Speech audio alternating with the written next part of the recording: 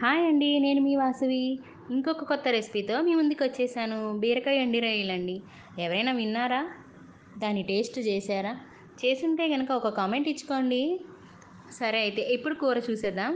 పొయ్యి మీద బాండీ పెట్టుకొని, అందులో ఆయిల్ వేసుకొని, తాలింపు దినుసులు వేసి, అవి వేగాక వెల్లుల్లి, కరివేపాకు, ఎండుమిరపకాయ కూడా వేసుకొని, వేగాక ఉల్లిపాయలు వేసుకోండి. అవి కూడా బాగా మగ్గాక ఎండి రొయ్యలేసుకొని బాగా కలుపుకొని, ఉప్పు, పసుపు వేసుకొని బాగా కలుపుకోండి.